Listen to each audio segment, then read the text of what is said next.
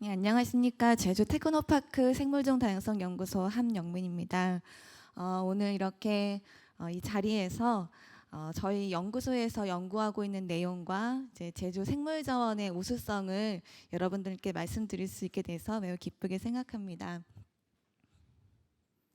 제가 오늘 말씀드릴 내용은 제주의 생물 다양성, 그리고 항노화 소재 중에서도 건강기능식품 소재, 그 다음으로는 화장품 소재, 그리고 제가 제안하고 싶은 미래의 항노화 소재에 대해서 말씀드리겠습니다.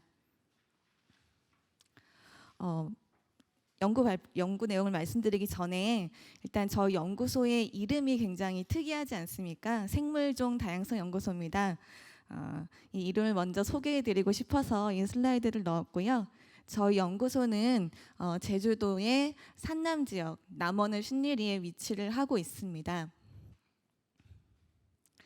저희 연구소가 설립된 배경은 생물 다양성 협약의 목적에 근거를 두고 설립이 되었습니다.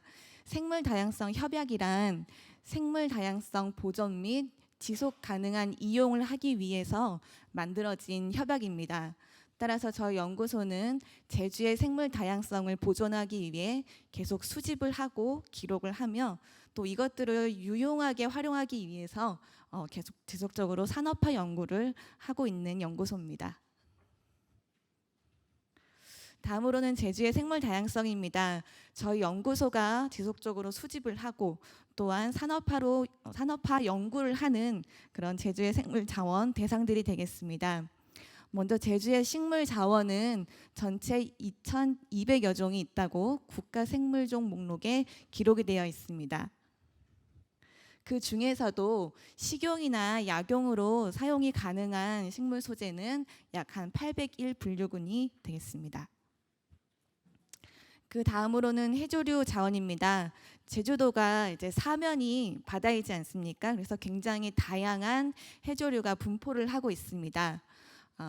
국가 생물종 목록에는 제주도에 한 700여 종 정도의 해조류가 분포한다고 기록이 되어 있습니다.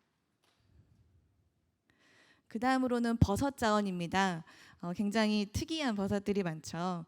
이제 한라산은 고도가 다양하고 또 제주도에는 습지가 굉장히 많기 때문에 버섯의 종류가 상당히 많습니다. 그래서 한 841종이 있다고 기록이 되어 있고 저희 연구소에서는 한 500여 점 정도를 표본으로 확보를 하고 있습니다.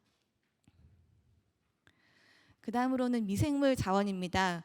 미생물 자원은 몇 종이 있다 이렇게 말씀드리기는 상당히 어렵습니다. 굉장히 새로운 미생물들 그리고 미기록종 미생물들이 계속 발굴이 되고 있기 때문에 몇 종이 있다라고 말씀을 드리기는 어렵고 저희 연구소에서 보유하고 있는 제주 토착 미생물들은 한 1,500여 종 정도 되겠습니다. 이렇게 저희가 수집한 그 생물자원 정보와 그리고 제주도에 분포하고 있는 생물자원 정보들은 생물종 다양성 연구소 DB 플랫폼에 저희가 정리를 해두었습니다. 그래서 저희 연구소가 어떤 연구를 하고 어떤 생물자원을 확보하고 있는지 궁금하신 분들께서는 이 사이트에 들어가시면 충분히 확인하실 수 있습니다. 다음으로 본격적으로 저희 연구했던 결과들 말씀드리겠습니다. 먼저 건강기능식품 소재인데요. 건강기능식품의 기능성은 한 50여 종입니다. 이거는 식약처에서 관리를 하고 있는 그 기능성 클레임인데요. 좀 세분화돼서 제가 카운팅을 했을 때 한 50개의 기능성 클레임이 있었습니다.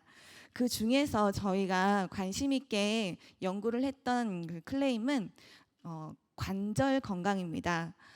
앞서 이제 노호선 교수님께서 말씀하셨지만 이제 나이가 들수록 신체 활동을 유지하는 것이 굉장히 중요합니다.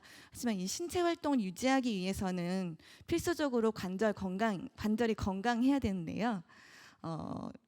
그 이유는 이제 다음과 같은 논문에서 확인을 할 수 있습니다. 예, 제가 쓴 논문은 아니지만 저희가 공부하면서 좀 찾아봤던 논문입니다.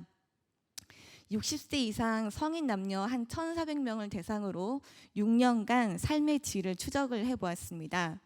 하루 1시간 더 활동을 했을 때 삶의 질이 0.02점이 올라갔고요. 그다음에 하루 15분 덜 활동했을 때는 삶의 질이 떨어지는 것을 확인했습니다. 그리고 6년간 앉아있는 시간이 1분씩 증가했을 때는 삶의 질이 또 0.012점 떨어졌습니다. 결국엔 삶의 질의 점수가 올라가면 조기 사망률이 떨어지고 입원의 위험이 떨어지는 것이 확인을 할 수 있었습니다. 이렇듯 신체 활동 유지는 고령층에게 중요 건강 요소이고 부지런하게 활동을 하기 위해서는 관절이 건강해야 됩니다. 그래서 저희는 이 관절 건강을 중심으로 연구를 해보았습니다. 저희가 연구했던 소재는 까마귀 쪽 나무라는 천연물입니다. 이거는 나무고요. 죄송합니다. 이렇게 여름에 5월 말에서 6월 초에 이렇게 까맣게 열매가 익어갑니다. 그래서 저희는 이 나무의 열매를 가지고 연구를 했습니다. 굉장히 뛰어난 항염증 효과가 있었기 때문에 제가 연구를 하면서 많은 특허와 논문을 낼 수 있었습니다. 까마귀 쪽 나무 잠시 더 말씀을 드리면, 까마귀 쪽 나무는 단일 속에 있는 나무입니다. 특이하게도 이 나무는 전라도 이제 남해안 일부와 제주도 전 지역에 분포하고 있는 나무입니다. 일부는 울릉도에도 분포를 하고 있고요. 제주도에서는 주로 이제 감귤밭이나 해안가에 바람을 막기 위한 방풍나무로 이제 조성을 했고, 또 파도를 막는 용도로도 조성을 한 나무입니다. 그래서 바닷가에 많이 심어져 있습니다. 저희가 이 까마귀 쪽 나무 열매를 가지고 관절 건강 개별 인정 원료를 취득하기까지의 프로세스입니다. 건강기능식품을 드시지 않는 분 혹시 손 들어 보시겠습니까? 없으시죠? 다들 두 분 계시네요. 건강하신 모양입니다. 네.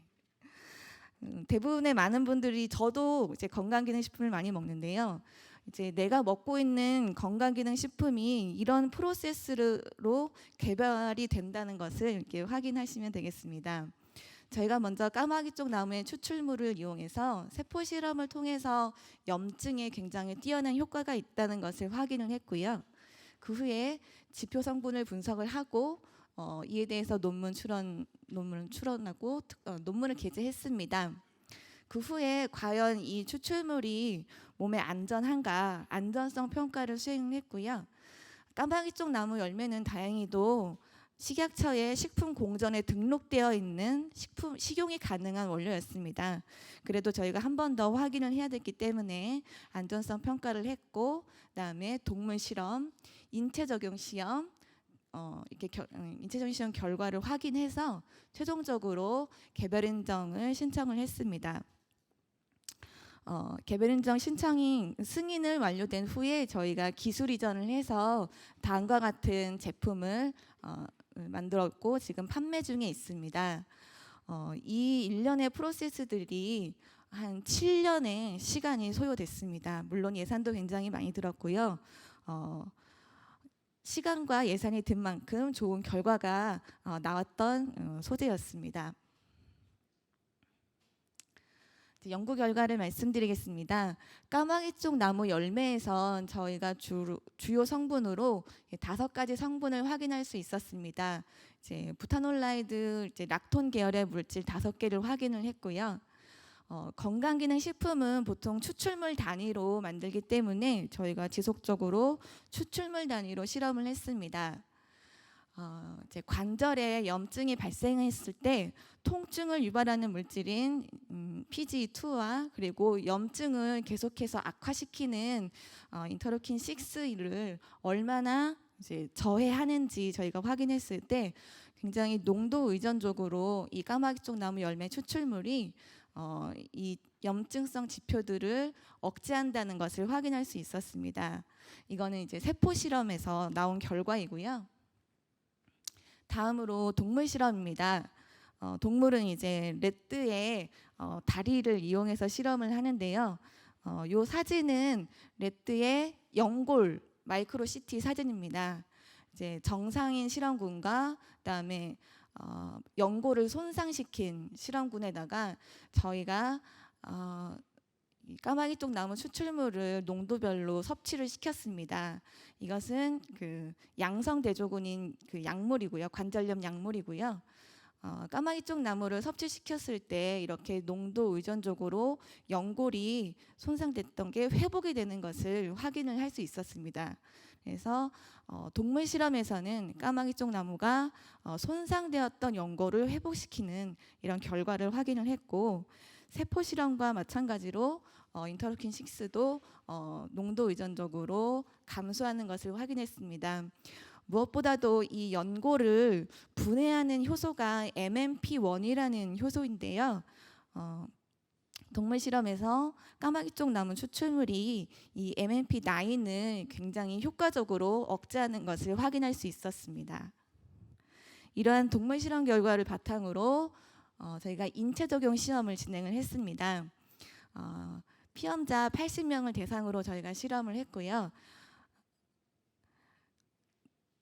이 까마귀 쪽 나무 열매를 섭취시켰을 때 여러 가지 지표들이 개선되는 것을 확인했습니다. 대표적으로 바스 스코어인데요. 바스 스코어는 통증 지수라고 얘기할 수 있습니다. 저희가 12주간 이 추출물을 섭취를 시켰을 때 요 두 개가 섭취군인데요. 이 통증이 감소하는 것을 확인을 했고, 아무것도 먹지 않은 대조식품을 먹은 플라시보 시험군에서는 통증이 오히려 증가하는, 시간이 지날수록 증가하는 현상을 확인을 했습니다. 그리고 이거는 그 워맥 스코어입니다. 워맥 스코어는 섭취한 피험자들을 대상으로 설문조사를 한 결과입니다. 이렇게 페인, 통증 지수, 그리고 이제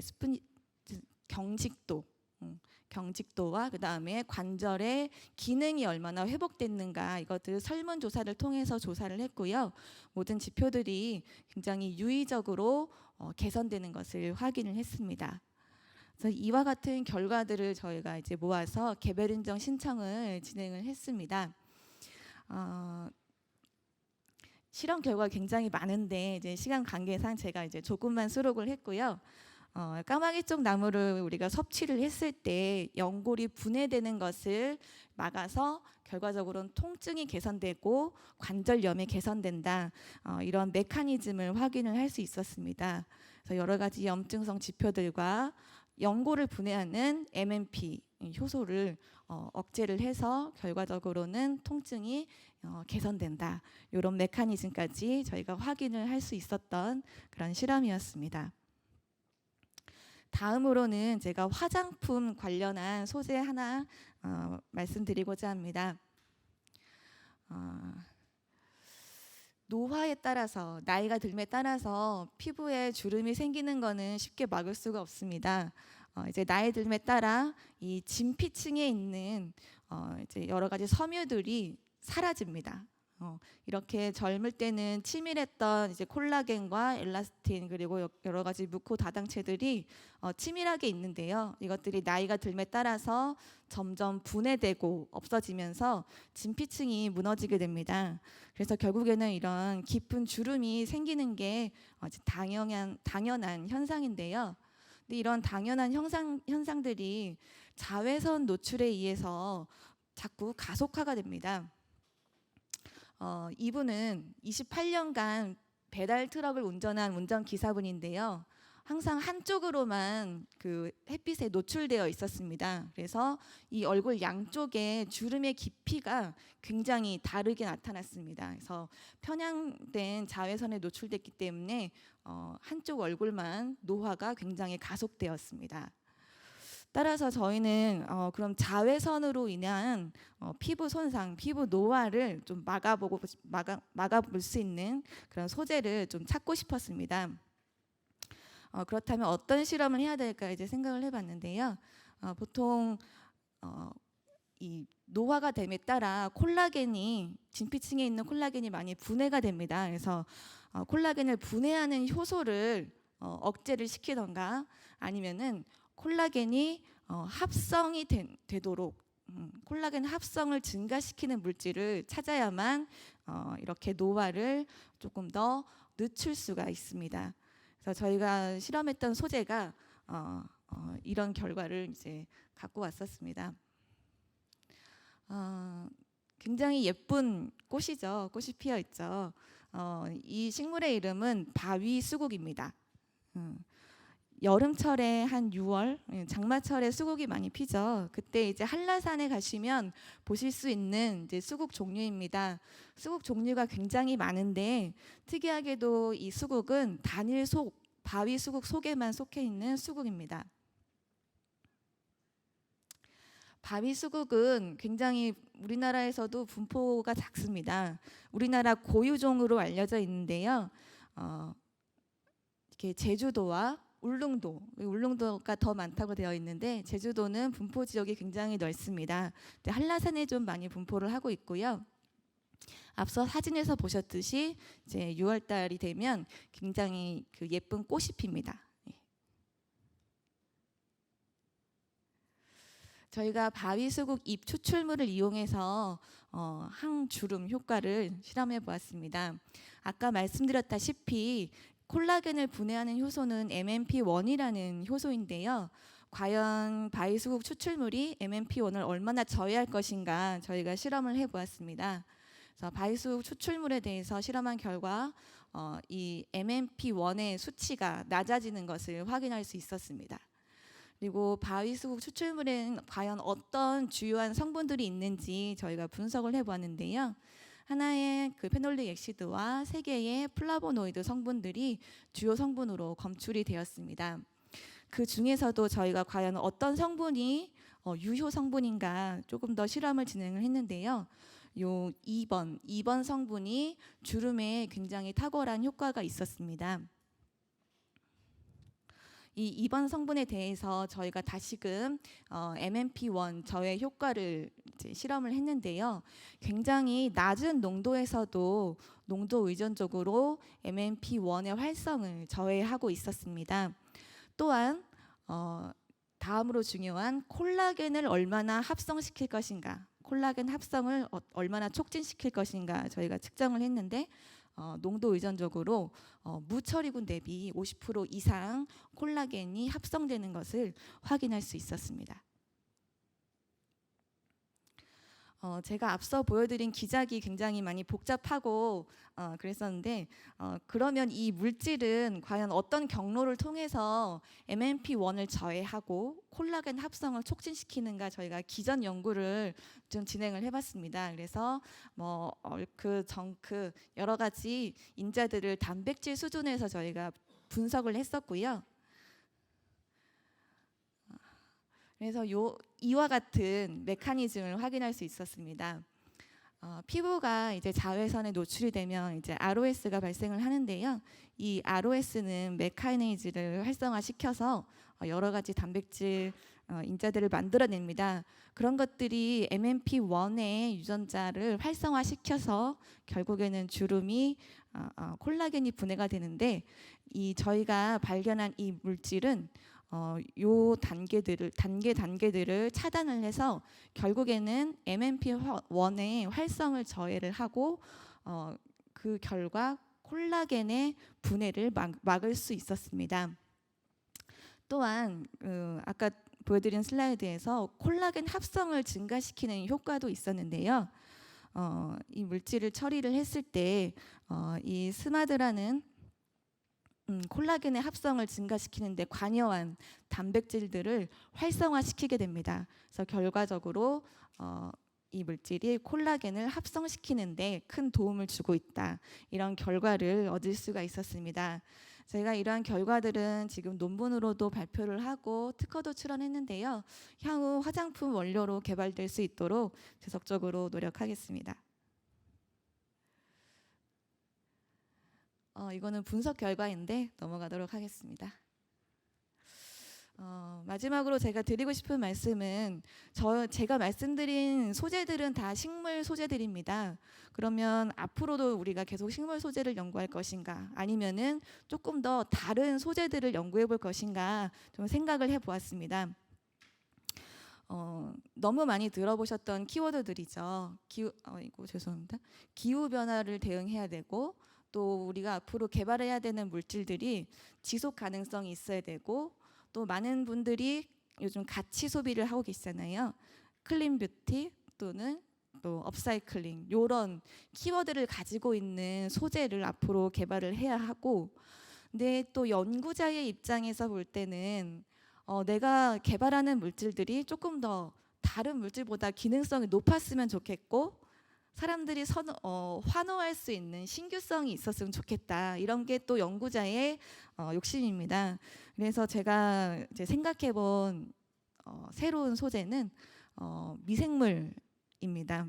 저희 연구소에서는 이미 미생물 연구를 진행을 하고 있지만, 미생물을 혹시 재배한다고 할까요? 배양한다고 할까요? 미생물은 보통 배양한다고 얘기를 하지 않습니까? 식물처럼 밭에서 재배를 하거나 이러지 않죠. 그래서 우리가 원하는 수준에서 원하는 시간대에 어떤 밭이나 농약이 필요하지 않은 그런 배양을 할 수가 있는 소재라고 생각을 합니다. 보통 미생물 하면 프로바이오틱스 많이 생각을 하시는데요. 프로바이오틱스 많이 알려져 있죠. 장 건강에 좋다, 그리고 면역 활성이 있다. 이 두 가지 정도로 많이 생각을 하시는데, 미생물들이 앞으로는 더 많은 기능성으로 확대될 것 같습니다. 제가 이제 발췌한 신문 기사인데요. 지난 5월에 나왔던 기사입니다. 보통 자외선 차단제 하면은 무기자차, 유기자차 해서 화학적으로 또한 물리적으로 자외선을 차단하는 화장품들이 대부분인데, 지금 미생물에서 자외선을 차단할 수 있는 성분이 발견되었다는 기사입니다. 이제 국립생물자원관에서 이 미생물을 발견을 했는데, 어디서 발견했냐면 염전에서 발견을 했습니다. 염전은 굉장히 혹독한 환경 조건입니다. 염도가 굉장히 높고 또 그늘이 없기 때문에 지속적으로 자외선에 노출되는 그런 환경입니다.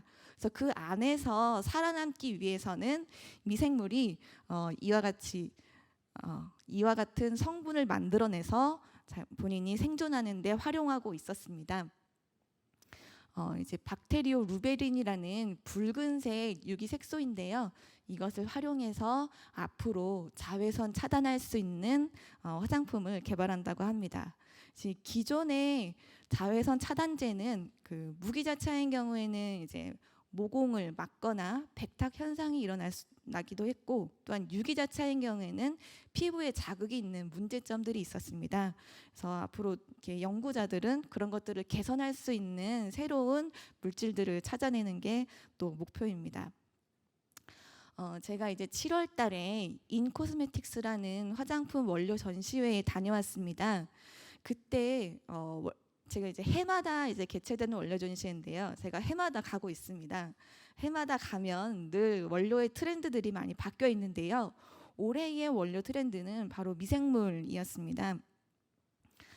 그 중에서 재밌었던 그 소재 한 가지 말씀드리자면, 에어놈이라는 소재가 있었습니다. 이 소재는 스토리가 있었는데요.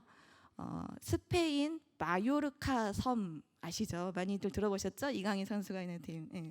마요르카 섬에 300만 년 동안 아무도 접근하지 않았던 고대 동굴에서 발견된 미생물이라고 합니다. 그래서 그 미생물은 어떤 키워드로 광고를 하고 있었냐면 에이지니스 부스터, 이렇게 광고를 하고 있었습니다. 그래서 항노화죠, 우리나라 말로 하면은.